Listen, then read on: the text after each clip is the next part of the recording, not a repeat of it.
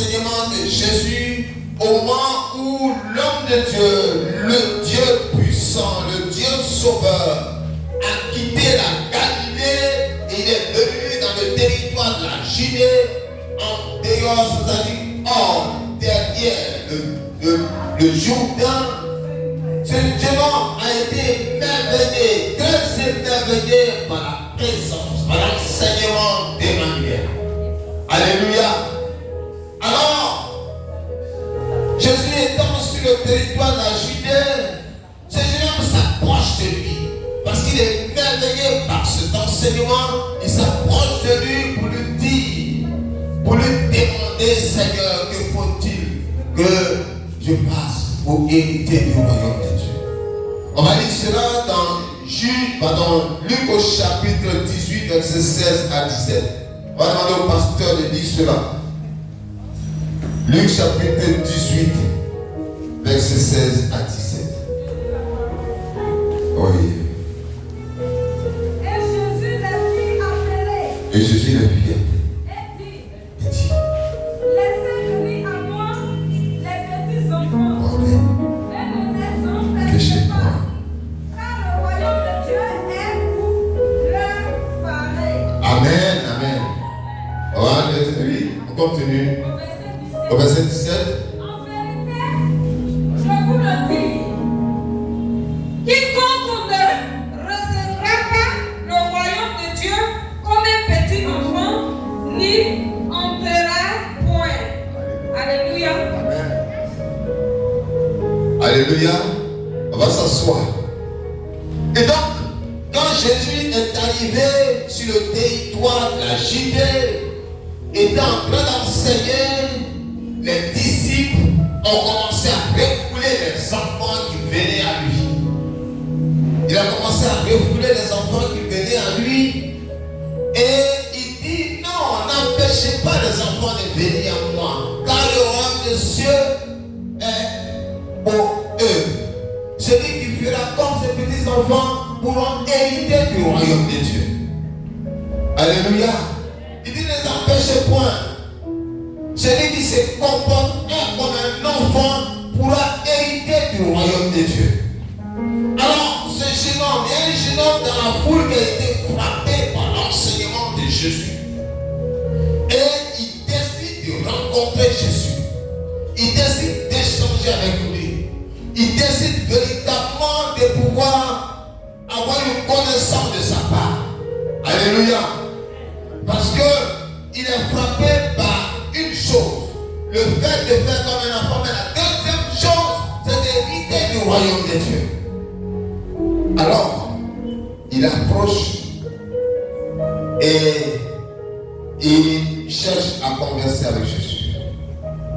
Et nous allons lire une des conversations sur la conversation dans l'évangile de Luc au chapitre 18, à partir du verset 22 à 23. Nous lisons Luc chapitre 18, c'est le thème d'appui, c'est notre test d'appui. Luc chapitre 18, verset 22 à 23. À 23.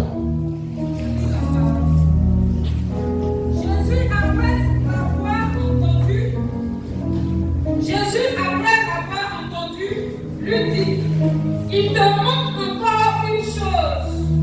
Vends tout ce que tu as, distribue-le aux pauvres, et tu auras un trésor dans les cieux. Puis viens et suis-moi. Amen. Non, on va Amen. Alléluia. Asseyons-nous. Alors, la première fois, il approche Jésus parce que Jésus a dit que celui qui fait comme un enfant va hériter du royaume de Dieu. Et donc, il prend la résolution de rencontrer Jésus. Et il lui pose la question. Que dois-je faire pour avoir la vie éternelle? C'est dit quoi? Que dois-je faire pour hériter du royaume de Dieu? C'est la question qu'il lui pose. Parce que Jésus a dit que celui qui fait comme un petit enfant va pouvoir hériter du royaume de Dieu. Donc il lui pose la question. Que dois-je faire pour hériter du royaume de Dieu? Alléluia. Alors Jésus qui a reçu cette question, il dit au jeune homme, il lui rappelle un certain nombre de faits, un certain nombre d'attitudes à adopter. Il lui dit comment il doit se conduire, ce qu'il doit faire. Ce qu'il dit, quand nous voyons cela, il dit, est-ce que tu connais les commandements? Il dit oui. Il dit bon, il est écrit dans le commandement que tu ne commettras pas d'adultère, tu ne tueras point, tu ne déroberas point, tu ne feras pas de faux témoignages. Il dit oui. Il dit honore ton père. Il n'a même pas encore achevé. Il dit oui Seigneur, mais tout ça je connais. Je connais. Parce que dans mon jeune âge, j'ai eu une instruction à enseigner sur ça. Quand j'étais à l'école du dimanche, il me l'a dit, comme on voit ici, quand j'étais à l'école du dimanche, la monitrice m'enseignait ça. Même quand j'étais avec mes parents, dans la méditation quotidienne, on m'a dit cela. On m'a dit cela. Ce jeune homme, je vous dis, il était riche, il avait une richesse, il avait de l'argent. Et donc il approche Jésus, la seule chose qui lui manquait, c'était le royaume des dieux. Il a été frappé par cet enseignement dur, véritable. Donc il est merveilleux d'avoir le royaume des dieux. Mais il a oublié qu'il fallait passer par d'autres choses. Alors il dit, Seigneur, j'ai écouté ça, Seigneur, j'ai entendu ça, Seigneur, je sais, et j'ai observé cela. Tout ça. Tout ça, j'ai fait. Au moment où j'étais avec mes parents, quand j'étais encore plus petit, on m'a enseigné cela. Quand j'étais à l'école dimanche, on m'a enseigné cela. J'ai entendu ça, je connais. Alléluia. Mais effectivement, il connaît. Mais est-ce qu'il a mis cela en application? Est-ce qu'il a observé cela? Est-ce que véritablement il vivait cela? Est-ce que véritablement dans sa vie quotidienne, il observait cela? Il est en face de Jésus, le Seigneur, l'Emmanuel, le Dieu puissant, le Dieu qui sait tout, qui connaît tout. Il connaît nos consciences, alléluia.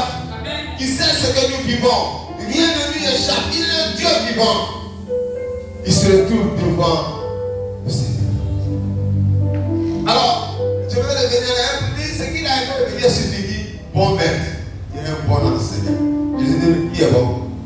Dieu seul est bon. Parce qu'il a été frappé par l'enseignement de Jésus. Parlant de la vie éternelle. Une chose du dégoût. Alors, c'est que je fais tout cela. C'est que j'ai observé ça.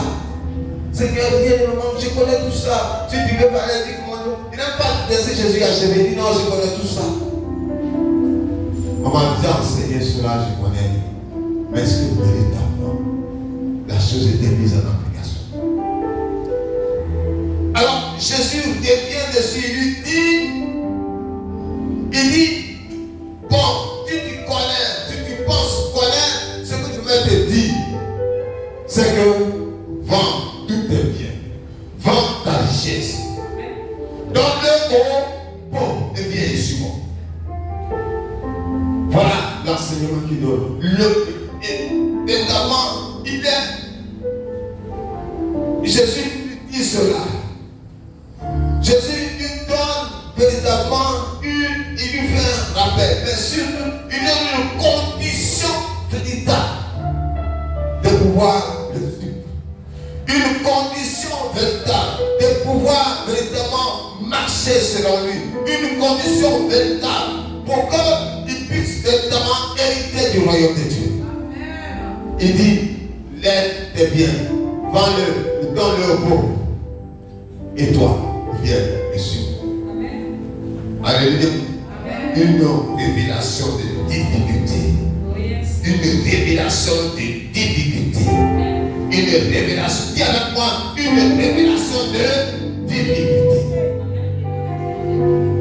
Une révélation de difficulté. Alléluia. Pourquoi difficulté? Parce que quand Jésus lui a dit cela, quand Jésus lui a dit que toi, vends tes biens, donne-le aux pauvres et suis-moi, c'est plus difficile. La Bible dit qu'il a quitté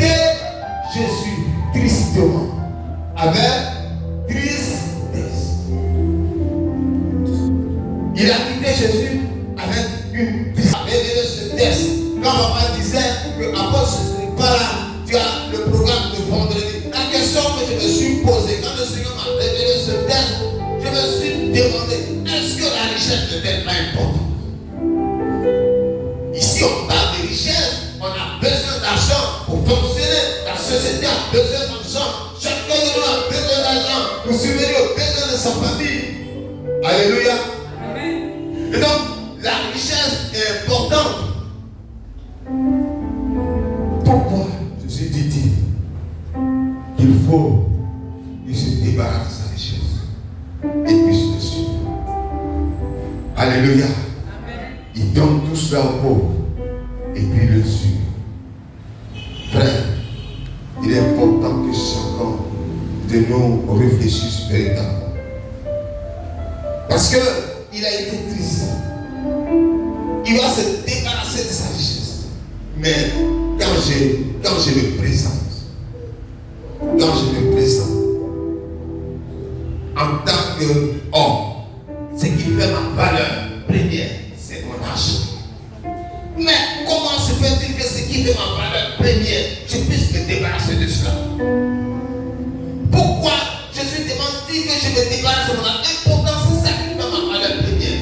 Si je veux cotiser 5 filles, je peux le faire parce que j'ai l'argent. Si je veux même détourner les femmes des autres, je peux le faire parce que j'ai l'argent. L'argent est véritablement pour lui et pour chacun de nous une valeur intrinsèque. Une valeur intrinsèque. Si moi j'ai l'argent, je peux dire, ce monsieur disait, il dit, mon âme, repose-toi. Parce qu'il avait tout. Mon âme, repose-toi. Bois et mange. Je dit, c'est une humaine, ton âme te sera retranchée. Parce que quand on a des richesses, on pense avoir tout. Quand on a l'argent, on pense avoir tout. On pense tout faire. J'entendais une histoire où on dit à un monsieur qui disait à son fils, il dit, mon fils, va chercher par là. Va chercher par là, je vais payer. C'est-à-dire, quel que soit le degré de la mort, tu vas payer. Et donc, l'argent est l'orgueil pour chacun de nous. Nous sommes orgueilleux quand on a l'argent et qu'on ne peut avoir de respect pour personne. Alléluia. Le psalmiste au chapitre 3, vers le verset 7, j'ai vu dans ce monde où les riches piétinent les pauvres. Ils pensent avoir le pouvoir. Mais ils oublient que ce soit le pauvre, que ce soit le riche. De la manière que nous avons autorité sur l'animal, de la manière que l'animal meurt, tous aussi nous devons mourir. Et donc, devant notre richesse, devant notre autorité, on n'a aucune force. Alléluia. On n'a aucune force. Parce qu'à un moment donné, nous allons mourir.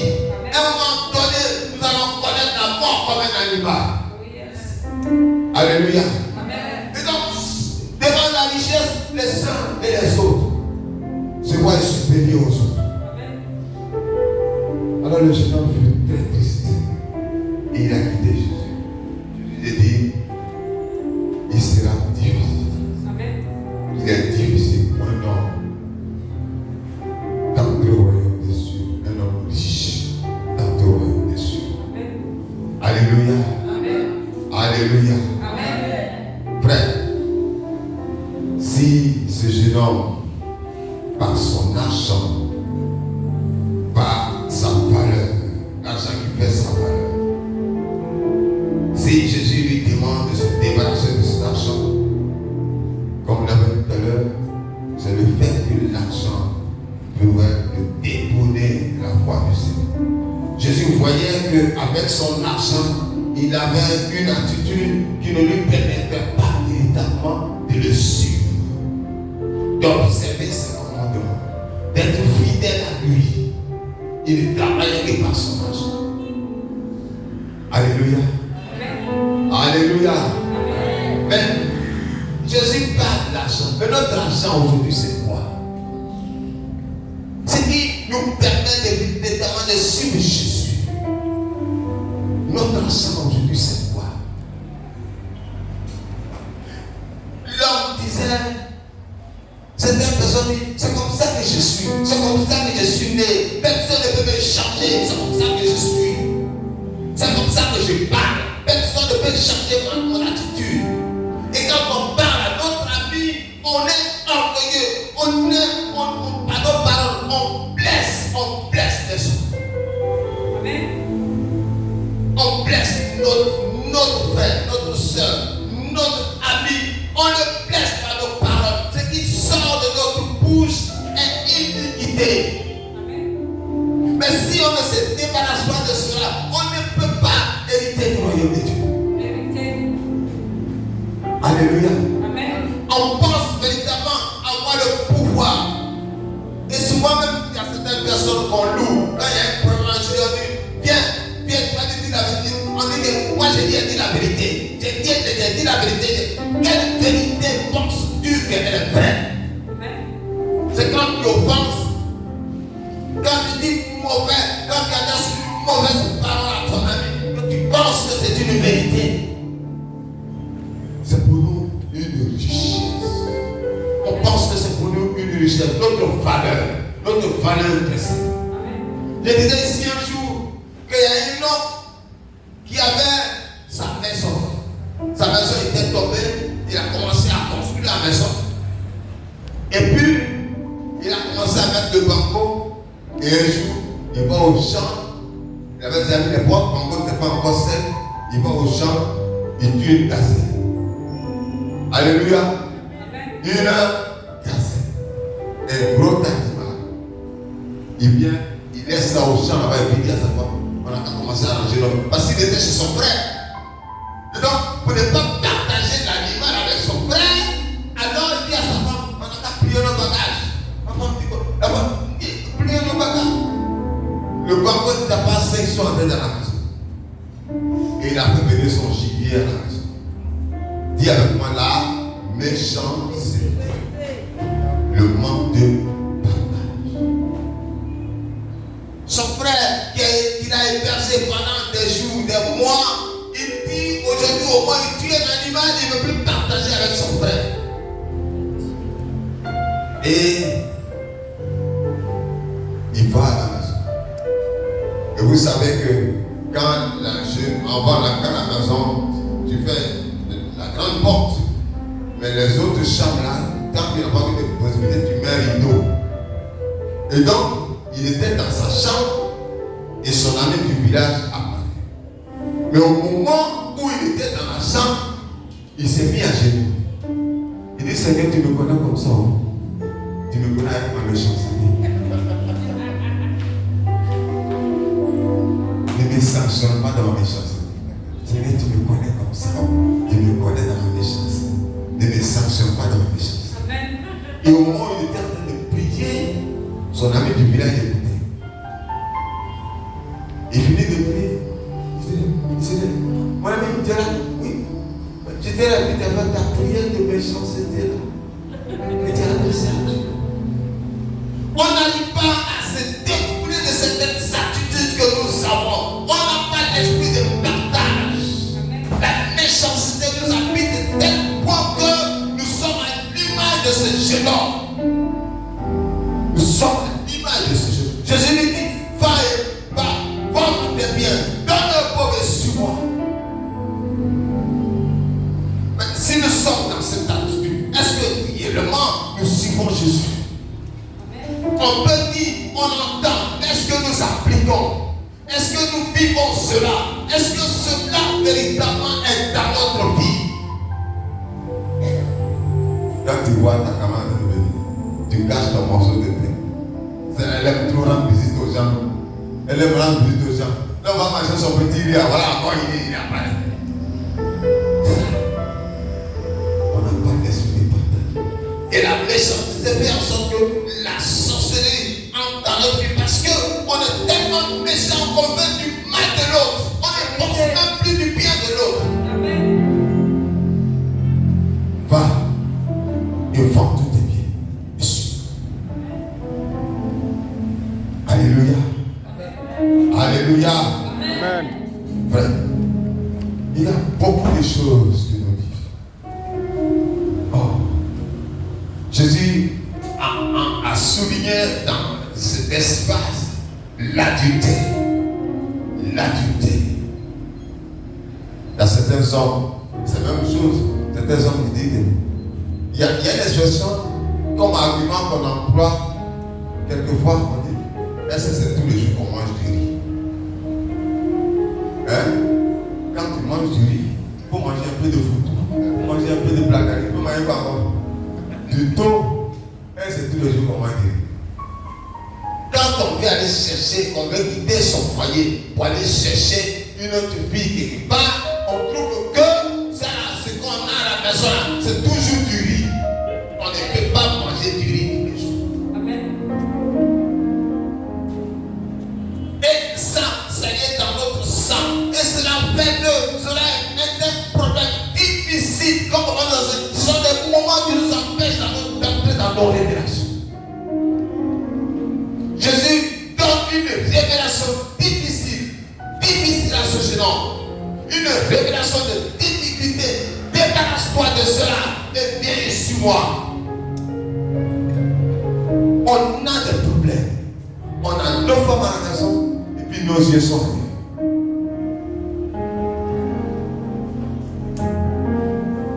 Et la vie d'adultère nous pousse.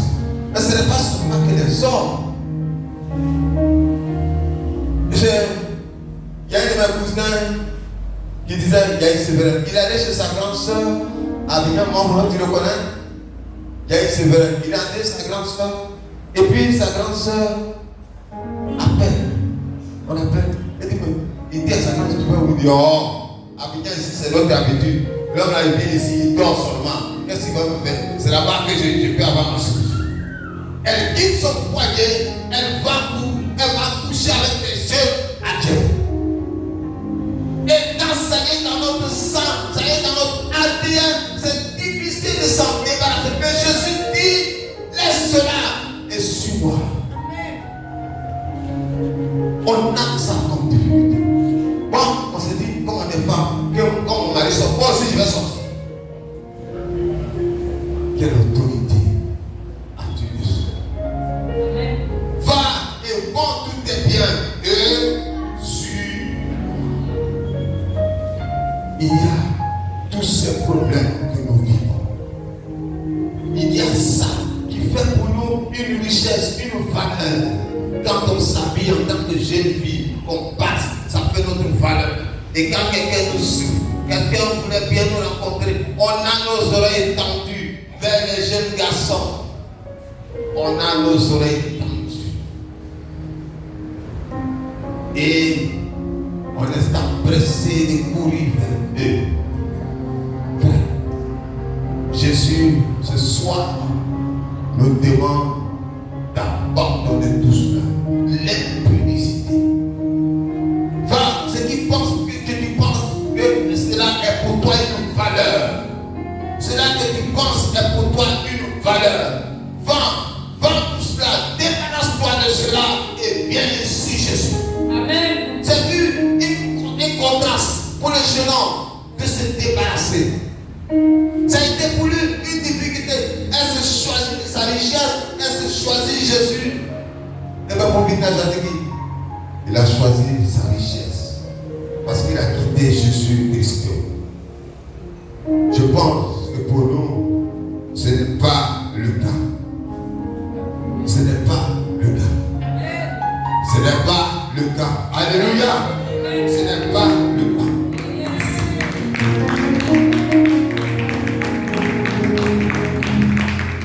Quand on doit venir devant la face de Dieu, on est assis, on fait la paresse. La paresse nous possède à tel point que pour nous lever, pour venir devant la face de Dieu, c'est difficile. On enterre, on tourne sur nos chaînes, on tourne sur nos bancs, et puis on pense. Et là, l'homme, la paresse nous possède. Oh, je vais partir demain aussi. Demain, j'ai parti aussi. C'est dimanche, les bonnes choses, dimanche, j'ai parti. Nous sommes véritablement liés. Nous sommes liés. Nous sommes liés par l'ennemi, par le diable, qui fait en sorte que que notre vie ne pourra pas connaître d'accomplissement. On dit, Jésus fait une révélation de difficultés. Cela est pour nous une difficulté, mais si nous décidons de nous débarrasser de cela, alors, et que nous suivons Jésus, nous pourrons hériter du royaume de Dieu. Alléluia. Jésus.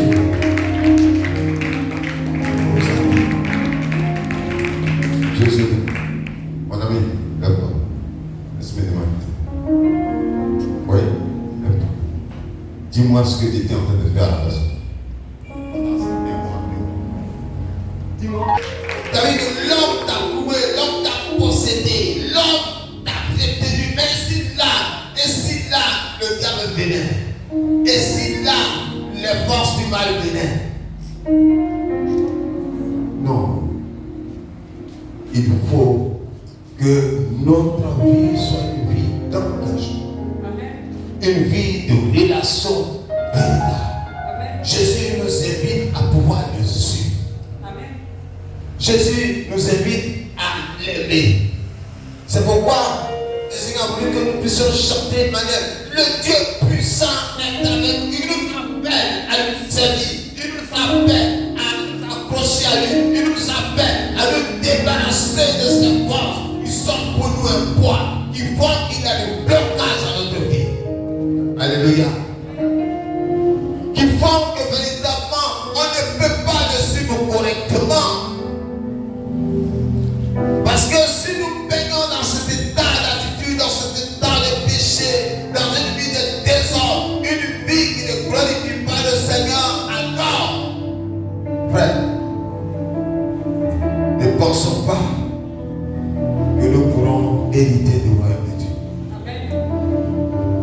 Alors là, quand on est là pour témoigner dans un mauvais sens de notre frère, pour le défendre, on est prêt. Mais tout cela, c'est des liens de famille. Tu vois qu'il a mal fait. Tu vois qu'il a mal agi. Mais quand tu as dit devant l'autre, tu le défends. Mais c'est mon frère qui doit le défendre. On n'utilise plus la vérité biblique. On utilise notre aide pour pouvoir défendre. Nous avons besoin de pouvoir nous débarrasser de ces choses. Nous avons besoin de pouvoir nous débarrasser de ces choses afin que le Seigneur soit glorifié et que notre vie puisse glorifier le Seigneur. Amen. Parce que si nous ne nous débarrassons pas de ce poids qui est pour nous une valeur intrinsèque, c'est comme ça que je suis, personne ne peut m'enlever ça. C'est comme ça que je suis. Si nous pensons être libérés dans ces choses, ce sera véritablement difficile. Amen. Pour chacun. Alléluia. Amen. Le Seigneur a besoin de nous comme ce jeune homme. Et bien voulu que nous puissions nous attacher. Amen. Ce soir, le Seigneur, il est le roi de gloire. Il est le Dieu véritable. Il est celui qui a besoin de toi pour que véritablement tu puisses vivre. Pour qu'au-delà de la mort, un jour, tu aies accès au royaume de Dieu. Amen. Chacun sait là où la faute est devant Dieu. Chacun sait ce qui le met en porte-à-faux avec Dieu. Chacun sait là encore où il y a encore des tâches. Chacun sait, chacun connaît sa vie. Mon frère, le Seigneur a besoin de toi.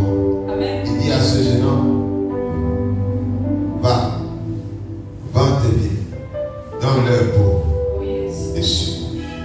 Amen. Alléluia. Amen. Alléluia. Amen. Va acclamer le Seigneur. On va se lever. Quand le Père n'est pas là,